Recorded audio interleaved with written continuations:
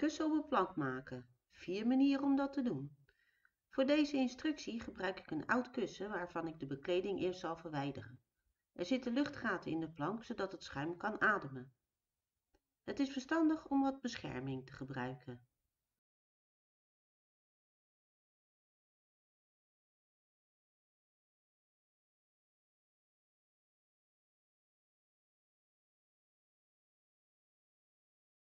De bekleding verwijder je met een houten hamer, een tang en een nietenwipper.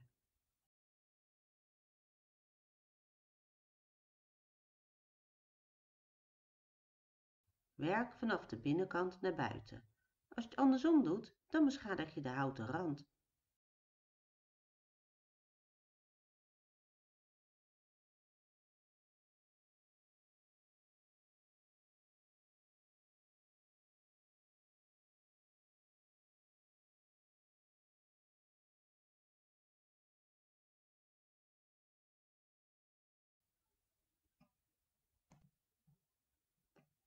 Trek eerst rondom een lijn op de achterkant op 3 cm afstand van de rand.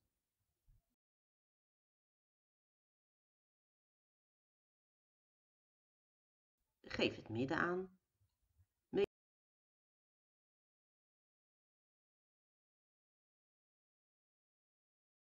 de breedte op en de lengte, plus 3 cm die je net hebt afgetekend. Dat is om de stof op te kunnen spannen.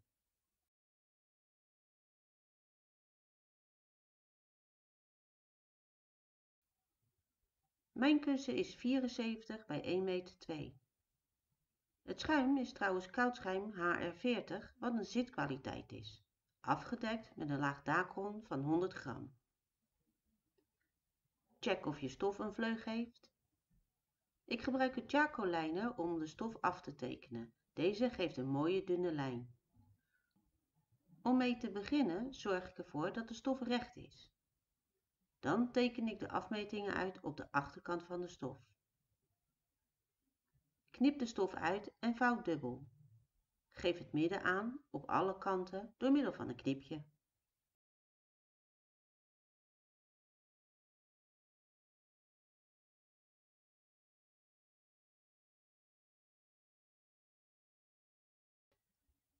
Zet je gehoorbescherming op. Zet je compressor, als je die hebt, op 6 bar. Ik gebruik nietjes van 8 mm. Leg de stof op je tafel met de achterkant onder. Leg het kussen erop en check of aan alle kanten het midden op het midden uitkomt.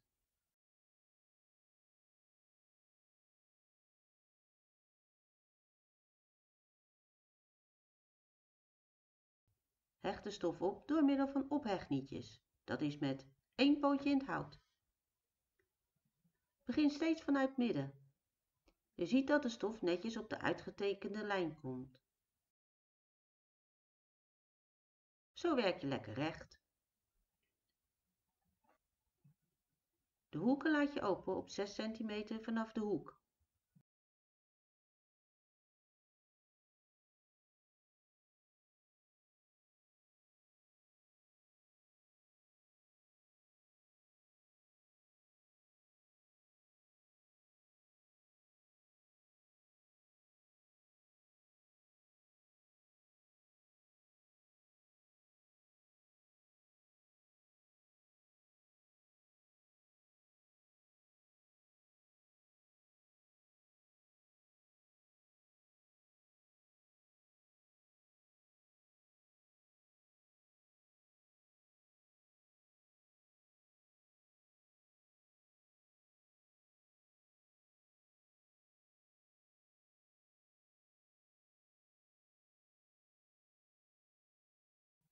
Keer het kussen om en kijk of de stof naar wens opgespannen is.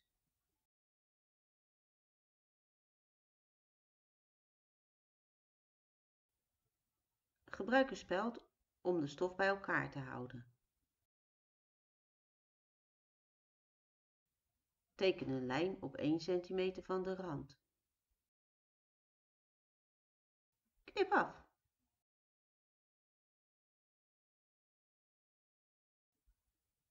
En het hoeft niet, maar ik knip ook een schuine kant. Waarom? Dat laat ik je straks zien.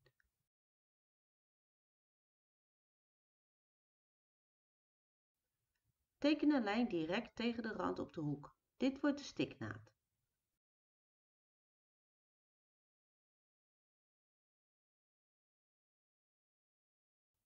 Verwijder de ophechnietjes om de stof los te maken.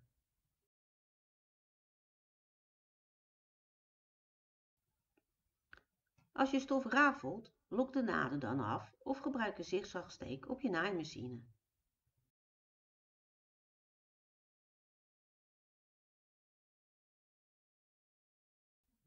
Klap nu de stof dubbel met de goede kanten op elkaar. Om geen leeg puntje op de hoek te krijgen, stik je vanaf niets naar 1 cm van de rand.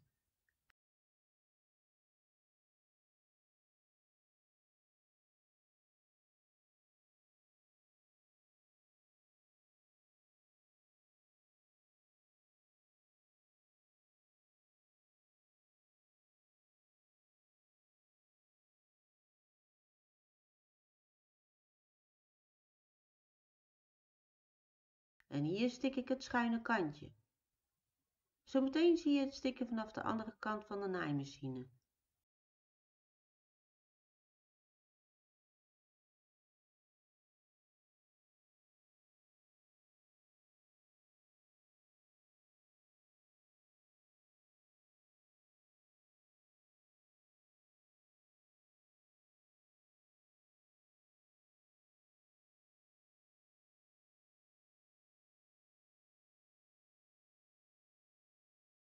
Sorry hoor, mijn vingers zitten nog onder de lijm. Hier ook weer vanaf niets naar 1 cm uit de kant. Voor deze hoek heb ik geen schuine kant geknipt. Dus laat je de laatste 3 cm open.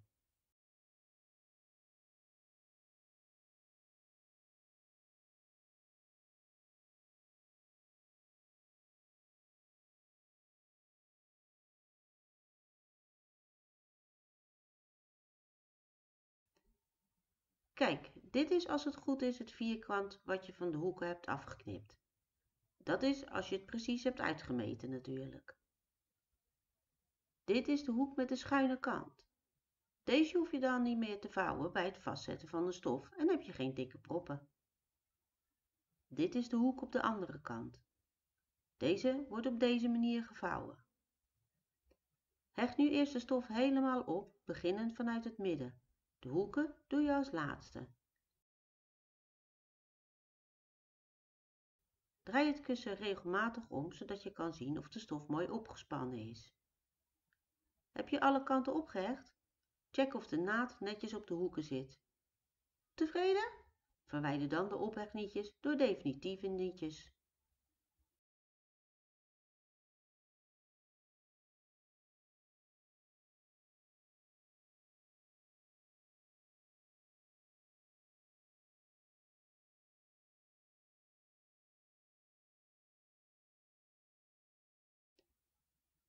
De hoeken vouwen en vastzetten is het volgende.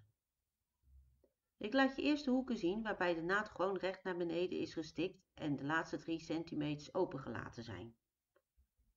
Je zet eerst de ene kant vast, vouw de stof om naar binnen. Zie je deze plooi? Als je de stof nog iets meer naar binnen vouwt, dan is de plooi weg.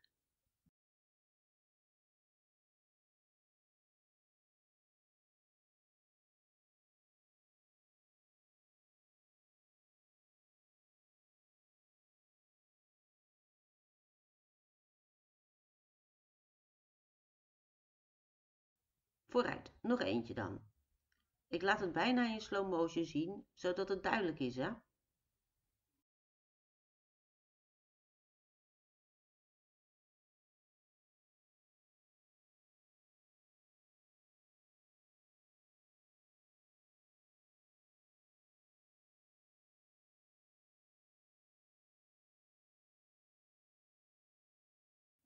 En dan de hoek waarbij de onderkant van de naad schuin naar onder is gestikt. Dit kan vooral handig zijn bij dikkere stoffen. Op deze manier krijg je geen dikke proppen aan de onderkant. Kan bijvoorbeeld mooier zijn als het kussen op een frame gemonteerd moet worden. Super, dit was de eerste manier. Op naar de tweede.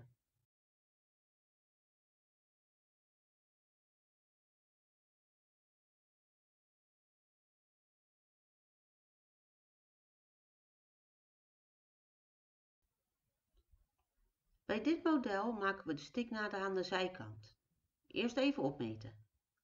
Het bovenblad, voor- en achterkant, wordt uit één stuk gemaakt, totaal 74 cm. De zijkant is met aan beide kanten 1 cm stiknaad, totaal 50, en de hoogte is inclusief 1 cm stiknaad aan de bovenkant 11 cm. De 3 cm extra is om de stof op te kunnen spannen.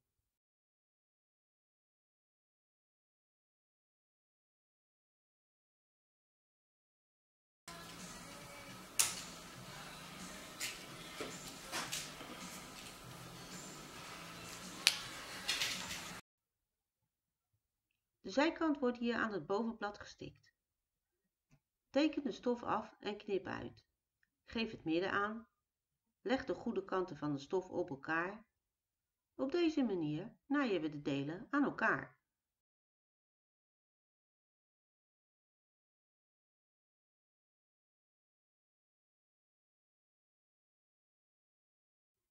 Ik laat nog even op het kussen zelf zien wat de bedoeling is. En als ik te langzaam ga, gewoon op de fast forward knop drukken. Deze instructie is namelijk ook bedoeld voor de doe-het-zelvers die dit voor de eerste keer willen gaan doen. Op naar de naaimachine.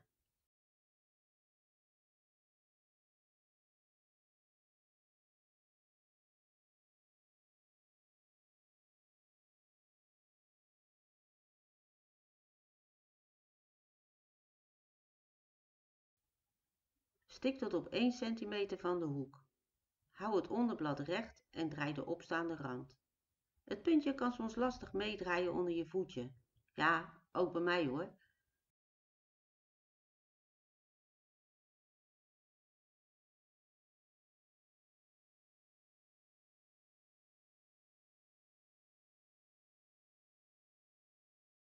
Stik dan verder. Hou de markering goed in de gaten. Stik weer tot op 1 cm voor de hoek en draai het bovenste deel om en stik verder.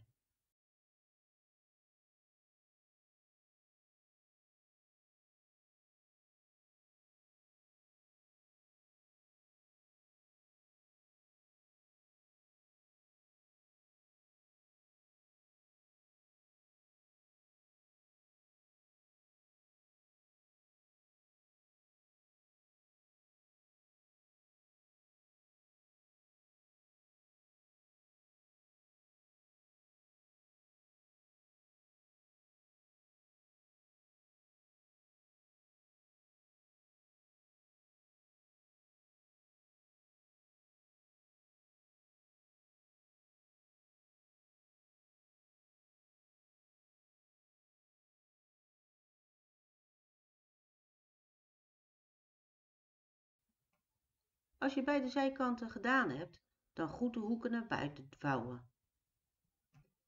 Bij het opspannen is het belangrijk dat beide kanten van de naad naar één kant staan. Zo krijg je een mooie vloeiende lijn. Ik doe de naad altijd naar onderen, zodat je er niet in kan kijken. Net zoals bij de eerste manier kan je de stof nu vastzetten. 1 keer vastzetten laten zien lijkt me wel voldoende, anders wordt dit een complete speelfilm van 1,5 uur. De hoeken als laatste. We bouwen de spanning een beetje op en gaan op naar de derde manier.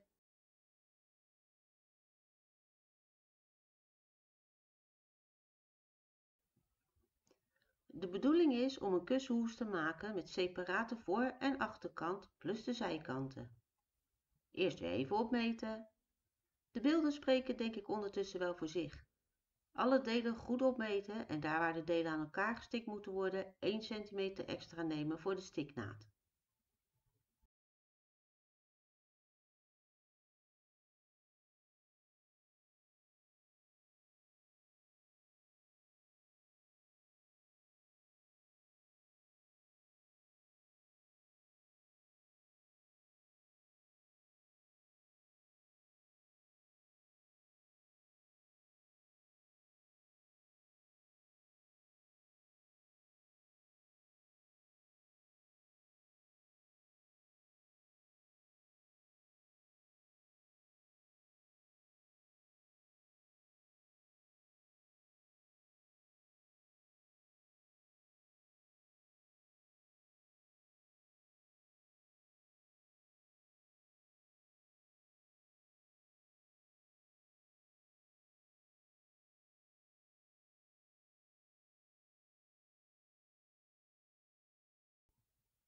Knip de delen uit.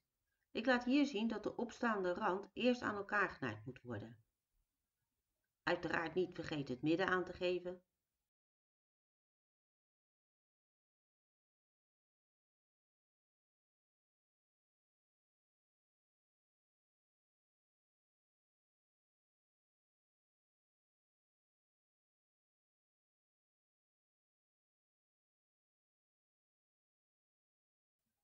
Het is een gewone rechte stiknaad op 1 cm uit de kant.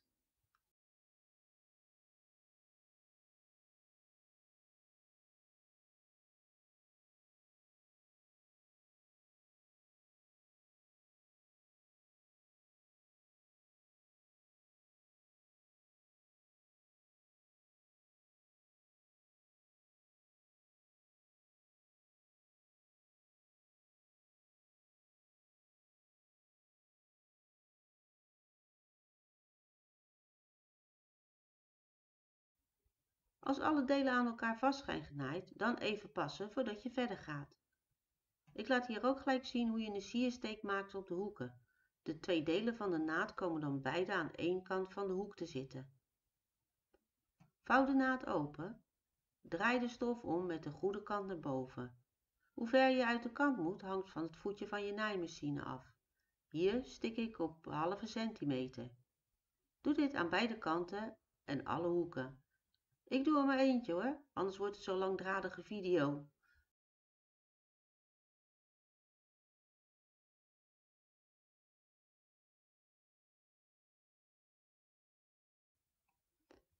Pas de opstaande rand op het kussen.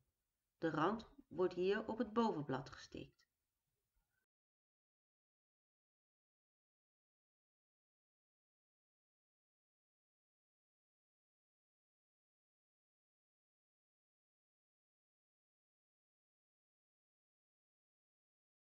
Begin een stuk vanaf de hoek met stikken. De stiknaad van de opstaande rand is op 1 cm vanaf de hoek. Stik totdat je naald in het midden van de stiknaad staat. Soms kom je er niet helemaal goed uit. Dat corrigeer je dan handmatig op deze manier. Draai de stof om en stik verder.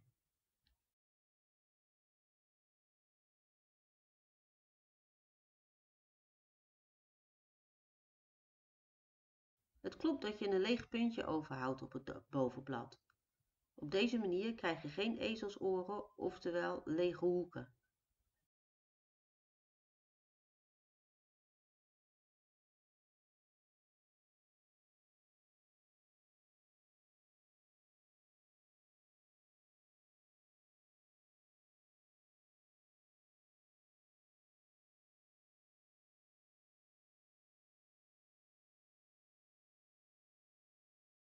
De merktekens van het midden weer op elkaar.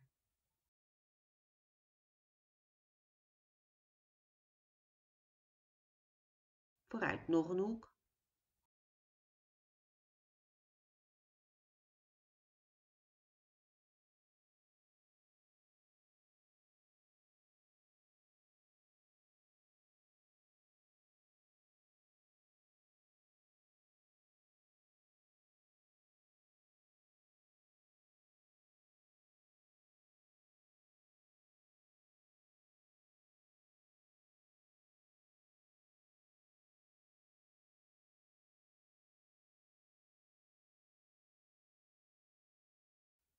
En nog een paar hoeken, zodat het duidelijk te zien is.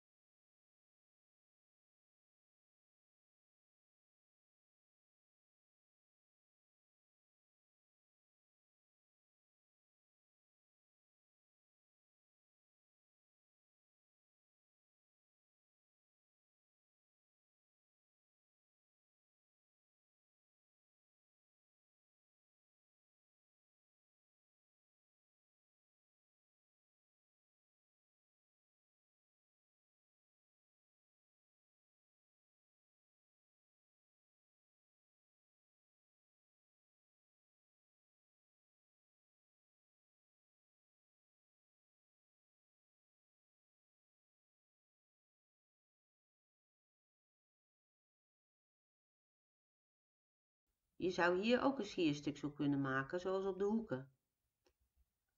Fatsoeneer nu de stiknaden van de hoes en zet vast, zoals bij het eerste voorbeeld. En nu de laatste manier. Een kussenhoes met bies. De bies knip ik altijd op 4 centimeter. Dit keer teken en knip ik de stof gewoon in de breedte af. Afhankelijk van de stof of het patroon wordt de bies ook wel diagonaal geknipt. Dat maakt dat de bies iets makkelijker de hoek omgaat. Er zijn verschillende soorten biezenkoord. Ik laat je er 2 van zien. Het plastic koord wordt vaak gebruikt met kunstleder en vooral voor boot- en autostoffering, zodat het niet nat wordt. Deze heb je zowel hol als massief. Dit is het katoenen koord. Deze heb je in verschillende diktes. Zorg dat je koordmaat in je biezenvoetje past. Dat is machineafhankelijk. Ik ga deze gebruiken. Met 1 keer de breedte van de stof red je het niet om de hele bies te maken. In dit geval heb ik 2 stukken stof die ik aan elkaar moet stikken om zo de hele lengte van het kussen te kunnen voorzien van een bies. Er zijn een aantal manieren om de bies aan elkaar vast te naaien. Hier laat ik je zien hoe je een schuine naad maakt. Deze is handig als je dikke stof hebt, bijvoorbeeld van een velours. Het voorkomt dikke proppen. De tweede manier is gewoon een rechte stiknaad. Die laat ik je straks zien. Verwissel nu je standaardvoet voor een biezenvoet. Leg je koord in het midden van de stof en vouw dubbel. Laat het koord een stuk uitsteken. Het begin en uiteinde van de stof stik je niet dicht, want die moet je straks nog op maat aan elkaar naaien. Stik steeds kleine stukjes en hou de bies in het midden. Als je aangekomen bent bij de schuine naad, vouw je deze open. Zo is het goed te zien. Net als bij het begin laat je het uiteinde vrij.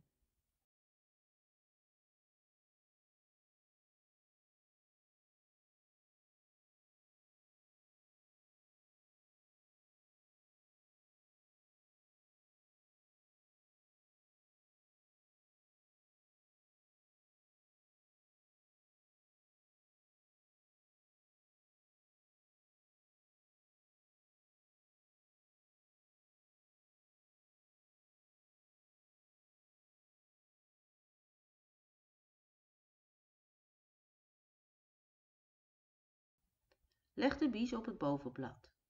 Begin net iets voorbij het midden. Hier stikken we straks de bies recht aan elkaar.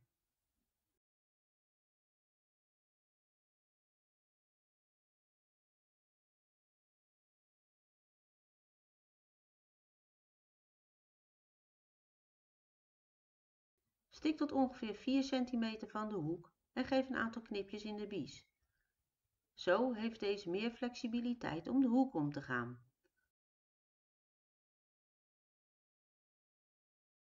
Op 1 cm vanaf de hoek draai je je werk om. Er komt nog een hoek aan hoor, zelfde lakenen pak.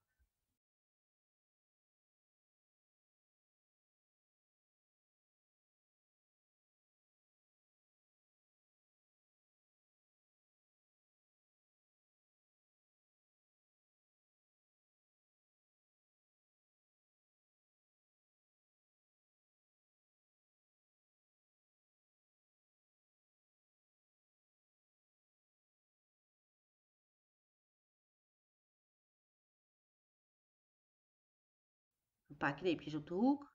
Op 1 cm vanaf de hoek draai je je werk om.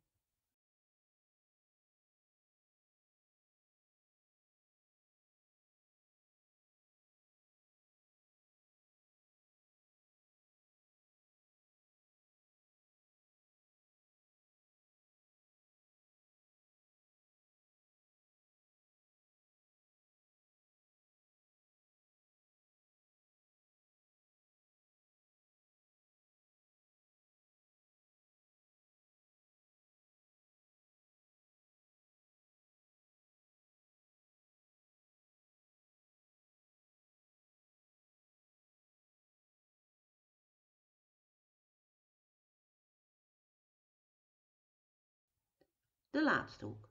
Dit is het punt waar we begonnen zijn met stikken. Teken en knip de bies af op de juiste maat. Ook hier hou ik 1 cm stiknaad aan.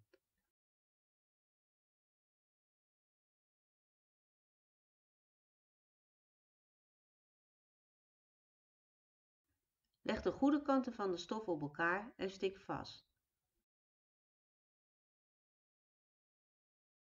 Knip het koord af zodat de stiknaad niet verdikt wordt.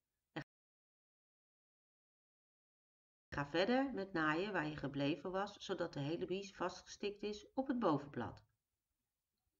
Nu nog even de opstaande rand op het bovenblad naaien. Leg de opstaande rand onder en het blad met de bies boven. Begin een stukje vanuit de hoek. Vouw de naad van de opstaande rand open. Je naald komt precies in het midden en draai je werk om.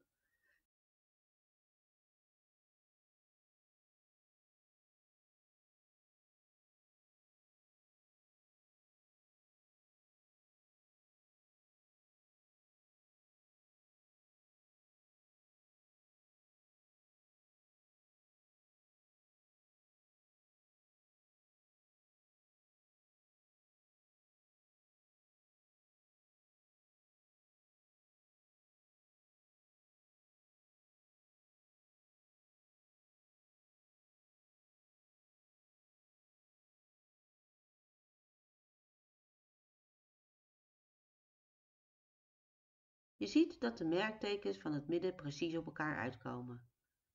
Voordat je de hoes vastzet, is het weer mooier om de naad aan alle kanten naar beneden te trekken. Nou, dat was het dan. Ik hoop dat je iets aan deze instructievideo hebt.